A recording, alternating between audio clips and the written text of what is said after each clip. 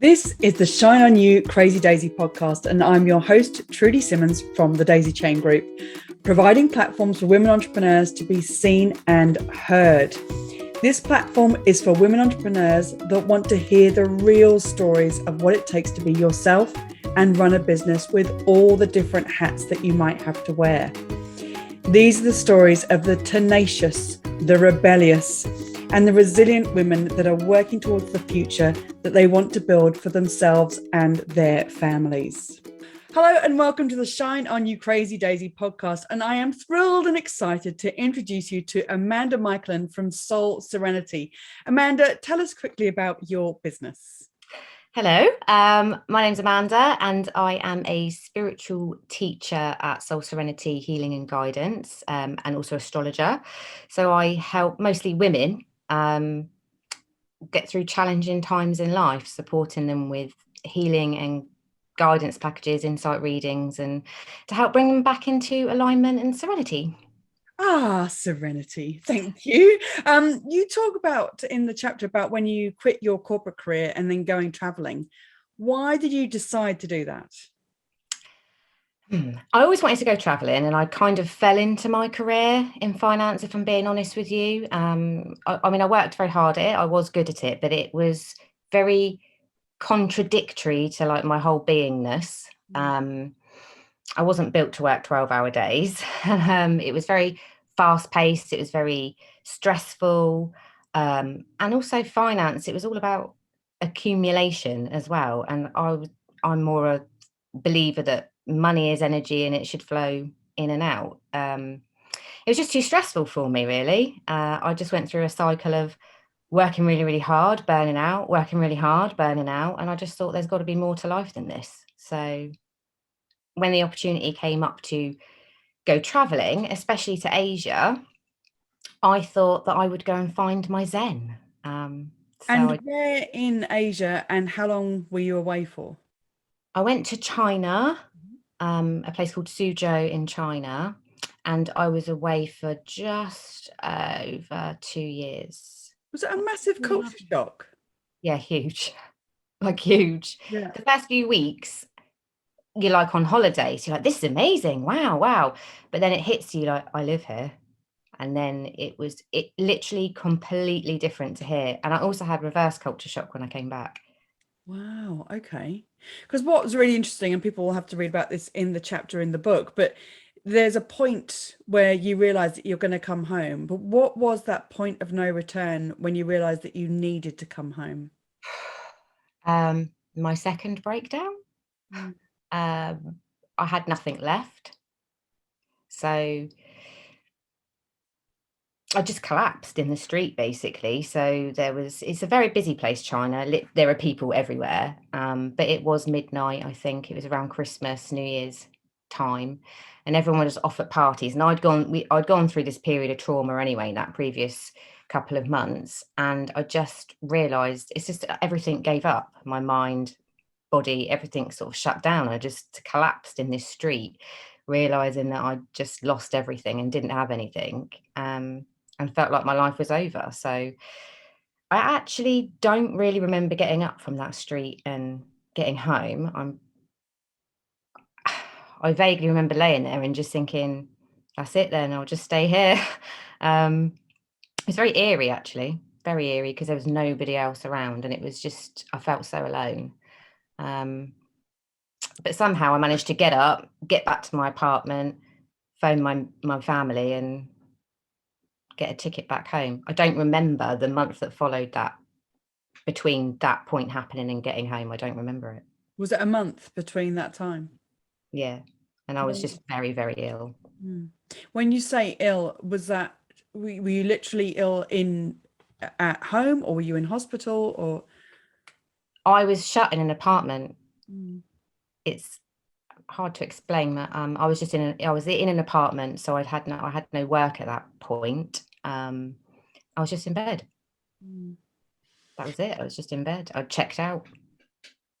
And the reason that I'm so grateful that you're in the book, and the reason that I love having these conversations, is because there's turnarounds, And sometimes those turnarounds are the extreme of what you're talking about, or they can be the little things of the breaking down to breaking through, which we as business women experience a lot in the different levels we get to. But so I really appreciate you sharing this, because there'll be people that can really respond to either I've been there or I feel like I'm there now. And to see you now, you wouldn't know. No, I know. It was That- funny because I was always one of the people that people would be like, when people heard about it, everyone was like, but she's so strong. She's so strong. She's so capable. I can't believe it. But that's actually sometimes not a good thing. So, yeah. It's working out where you are in that, and to hear of you lying in that street, and one of the things that you said is that there was no one around, and you said China's one of the busiest places, but sometimes you can be surrounded by people and still feel so alone. Yeah. And what you did from there, and to get home, and I can imagine what it feels like to lose that month afterwards. It's But like actually about 2 years after that, I lost. So what did happen then? How did you recover? What did you learn from it? What did you teach yourself? So the recovery was arduous. Very, it was very slow and very painful. It was like it's like I'd regressed to being a baby again. It's like I had to relearn everything, but it was yeah, completely starting again. So it wasn't like a mini breakdown. This was major. This was everything, like physically, health, mental, emotional, all of it. So I was very lonely. So for about 12 months, I was just on my own with my mum. Bless my mum, she's been great. But it was just a lot of, yeah, relearning how to live, medication, trying to get over inner demons, and learn how to cope better with life.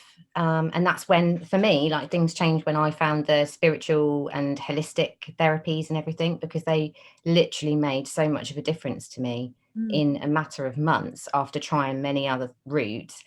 That just made it, I can't explain it. It's just like I became me. And I'm not the me that I was before, a new me, but a better me. And yeah, what did I learn? Forgiveness, massive one, acceptance, how to breathe, and that I'm really strong and resilient. And just that there's way more to the world than we understand. Why did you decide to go down the holistic approach? At what point did you, or was something put in front of you and somebody said, for goodness sake, try this? Or did you just find for yourself because you were sick of feeling like you felt? Where was your strength in that bit? Well, this is the kind of the part of synchronicity, because I kind of it things just appeared before me. People mentioned certain things, and this path kind of, developed in front of me. But the actual point that it happened was one night when I literally had thought I'd completely lost it at this point. One night I started praying, and I saw an angel, whether that, in my mind's eye. And I was like, whoa, what was that? And I really did think I'd lost it. But from that point, my life changed. These things just appeared in front of me, and this pathway just appeared, and people led to people led to people. And then I went and had Reiki. It was amazing. I learned Reiki. I went and had retuning, recoding, which is tap-in therapies. It was amazing. It transformed me. I learned it, and it's just carried on like that. There was a path of a couple of years. And I mean, I've been doing this now for about 10, 8. What a wonderful way to recover, in teaching yourself and then realizing the strength of it to be able to teach and help others with it as well. With not with maybe that bigger things either. It's that level of anxiety that we can go through, the mind monkeys that we go through, that you can help people with. It's wonderful. Yes, I sort of feel like the fact that it's that path of synchronicity and fate and destiny is that I kind of went through that so that I could understand. Yes. So I don't begrudge it at all. I'm quite, wrong to say I'm happy it happened, but I am. I always say that you can't regret something you try. Yeah. I And don't want to do it again. I'm not going to lie. we learn from all the things that we've been through. And if we hadn't have gone through the things that we've gone through in our past, then where would we be now? I think that these things are really sent to teach us something. And the way that you've come out of that, and the way that you are seen, and that your audience love and appreciate what you're able to give them. You've got a great loyalty built up in your customer base. And that's because of the way that you are seen by them and the way that you're able to help. So what a strength. Thank you. What is one lesson that you would want every entrepreneur to know that you've learned? With the business is time, but balance and boundaries are very important. It's something that maybe if I'd have learned way back when, yes, definitely time, balance and boundaries. So having boundaries around your time, and having work time, and having me time. Don't let that merge together, because that's when that balance and the burnout can happen, and the anxieties and the stresses and strains can take over. So it's just keeping that scheduled. Yeah. We love that word, scheduled. And I think really importantly to always talk about boundaries, because I think that that we forget to set those boundaries for ourselves on the regular. And I'm still learning it now. Like I'm telling everyone else to do it, but I still forget and have to remind myself. Yeah, brilliant. No, excellent. Thank you. And what's your favorite piece of business software? At the moment, Zoom, because I think in this especially during the last couple of years, it's enabled me to connect with people. I can continue sort of seeing my clients over video conferencing, and it's got so many amazing tools. Obviously we go to networking on it as well, so you can get out there, connect in whatever way you need to, really. No, I think Zoom's come to its own, honestly, for the last 18 months, but thank goodness for it. Yes, good that everybody should have this as part of their arsenal of software. Amanda, this has been a pleasure. Thank you for opening up and sharing your story. And I look forward to people reading your chapter in the book and really understanding the depth that you went through and what you have come through as well. Congratulations. Thank you very much for having me. Thank you. Thank you so much for watching the Shine On You Crazy Daisy podcast. If you've liked what you've seen today, then please make sure that you click the subscribe button to this channel to see more inspiration and motivation as more of these stories keep coming out. And if you want even more, click on the link below this video and go and have a look at the series of books, Shine On You Crazy Daisy, and get even more inspiration and motivation for you and your business.